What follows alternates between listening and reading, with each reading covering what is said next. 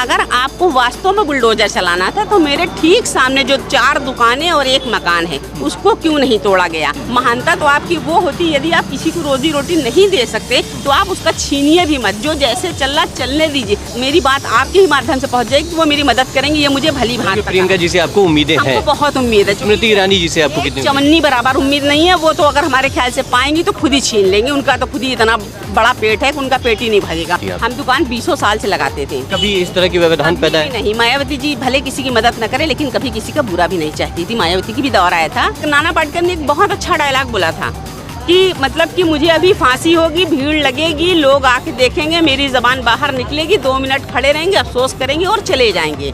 Same वही दुकान पे कंडीशन हुई। अखिलेश जी से मुझे ये उम्मीद इसलिए है कि अगर सरकार होती तो वो मेरी मदद करते, मगर सरकार नहीं है तो इसलिए बहुत मुश्किल है।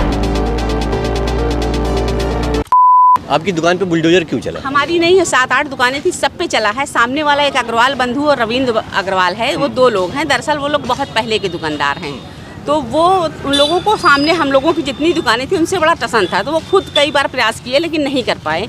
और इस बार उन्होंने क्या किया कि सोनम किन्नर को पैसा देके उनसे कहा कि तुम भाजपा में हो, राज मंत्री भी हो, तो तुम चाहोगी तो हटवा भी सकती हो। तो इसीलिए उन्होंने उसको पैसा दिया। मतलब पूरी जानकारी लिया, ही नहीं कि हम ऐसे ही बता रहे हैं, मुझे पूरी जानकारी मिली तब मैंने आपसे बताया कि वो पैसा उसको दिया। भाई वो तो किन्नर है, किन्नर के नाम पे लोग कहते हैं कुछ भी है, वो किन्नर है, जबकि वास्तविकता ये है कि वो अगर असली किन्नर होती तो कभी किसी का बुरा चाहती नहीं। कभी भी कोई भी किन्नर होता है तो किसी का बुरा नहीं चाहता, वो हमेशा सबका भला ही करता है। अगर मतलब भला नहीं भी कर सकता तो बुरा तो कभी नहीं करेगा। वही जगह एक समाजवादी पार्टी में पायल किन्नर, वो कभी किसी का बुरा नहीं चाहती, बल्कि वो आई, मेरी बड़ी हेल्प की, मुझे सहानुभूति दी, मेरे लिए वही बहुत बड़ी बात है। और मैं देख पा रहा हूँ आपके सर पे बाल नहीं है, ये क्यों नहीं है? इसकी भी वजह मैं जानना चाहता हूँ। कटवा लिया था, मैंने कहा था कि राष्ट्रपति जी भी महिला हैं और प्रियंका जी भी महिला हैं, बहुत सारी ऐसी बड़ी बड़ी माननीय जी महिला हैं, शायद कहीं मेरी बात वहाँ पहुँचे, शायद मेरी कोई मदद कर सके कि नहीं, एक महिला अपने बाल कटवा लेना बहुत बड़ी बात होती है, शादीशुदा होने के बाद, वो भी हिंदू धर्म में,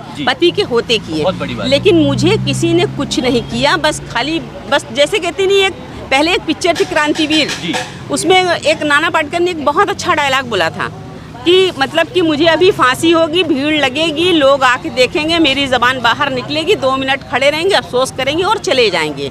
सेम वही दुकान पे कंडीशन हुई। देखिए, बाकी दुकानदार करोड़पति हैं, सबसे पुअर उसमें हम थे, क्योंकि हम अपनी बेटी को लेके उसी में रहते थे। अब मेरे लिए ना तो रहने का कोई ठिकाना है, ना कुछ भी है। मैम, आपकी दुकान पे बुलडोजर चल गया, दुकान आपकी हट गई, अब आपका जीवन यापन कैसे चल रहा है? जीवन यापन बहुत खराब चल रहा है और मुझे कल का कोई भरोसा नहीं। बच्चों की पढ़ाई का बंदोबस्त कैसे करेंगे? कुछ भी नहीं हो पा रहा, इसीलिए हम आपके माध्यम से रिक्वेस्ट करना चाहते हैं कि यदि मेरी बात अगर प्रियंका जी तक पहुंच जाती है तो वो मेरी हेल्प करेंगे, ये मुझे भली भांति पता है। हालांकि उनकी कोई पद यात्रा अभी चल रही है, भारत जोड़ो वाला, तो इसलिए हम उन तक नहीं मिल पाएंगे, ना मेरे पास इतनी कैपेसिटी है, ना इतना पैसा है कि वहाँ तक पहुँच सकें, जो सच्चाई है।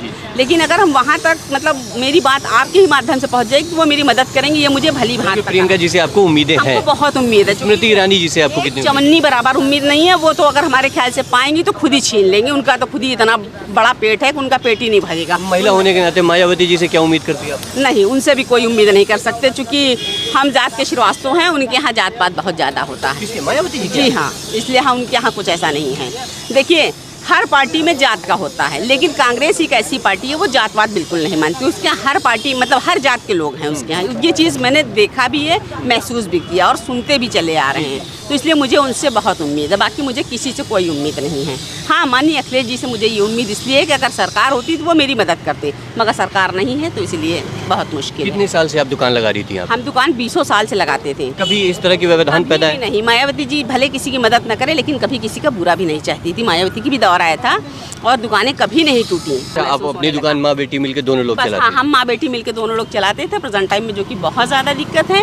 और मुझे सबसे पहली और आखिरी समस्या ये है कि मुझे सोनम किन्नर से अब भय लगने लगा है, क्योंकि वो बदतमीज़ है, वो कुछ भी कर सकती है। बीजेपी से क्या है? वो बीजेपी से शायद सुना है मैंने कि राज मंत्री है, जबकि मुझे ऐसा लगता है योगी जी को ये बात नहीं पता है। अगर ये बात पता होता तो शायद वो उसको डांटते बुला के, क्योंकि वो जो है सिर्फ यहाँ पे थानेदार को अपने कब्जे में कर रखी है और नगर निगम में नगर आयुक्त वगैरह को, क्योंकि जैसे जैसे वो कहती है वैसे वैसे ये लोग करते हैं। योगी जी से क्या कहना चाहेंगे, क्या उम्मीदें हैं योगी जी? कहना चाहेंगे कि अगर आपको वास्तव में बुलडोजर चलाना था तो मेरे ठीक सामने जो 4 दुकानें और 1 मकान है उसको क्यों नहीं तोड़ा गया। या उसको भी छोड़िए, आप गोमती नगर चले जाइए, कितना ज़्यादा वहाँ जो है अवैध कब्जा है, क्यों नहीं हटाया गया।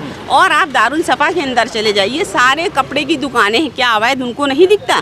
और सब कुछ छोड़िए, बीजेपी कार्यालय के बाहर कितना ज़्यादा जो है तो पूरा बना पड़ा हुआ है, क्या वहाँ नहीं दिखता उनको। सिर्फ इतनी सी जगह में खाली उनको जाम और उतनों सब कुछ दिख गया यहाँ पे।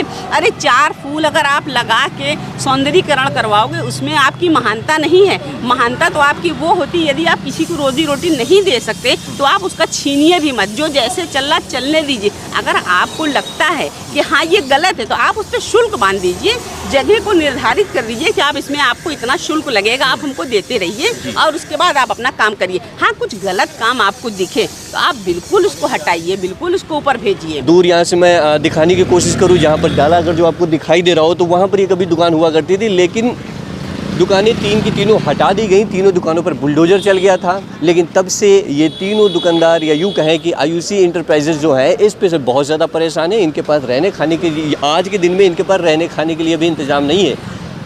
खैर, मैं इनकी समस्या जानने यहाँ पर आया था, इनकी बातें यहाँ पर जानने आया था। आप इनकी बातों से कितना सहमत हैं, आप इनकी बातों को लेकर क्या कहते हैं, अपनी राय मुझे नीचे कमेंट कर ज़रूर दीजिएगा। चलिए मिलते हैं नई जगह पर नए मुद्दे के साथ। बने रहे हमारे साथ, देखते रहे भारत एक सोच, क्योंकि भारत एक मुल्क नहीं है बल्कि एक सोच है, और आज हर भारतीय को सोचने की ज़रूरत है। कैमरा पर्सन अनुज के साथ मोहित, लखनऊ।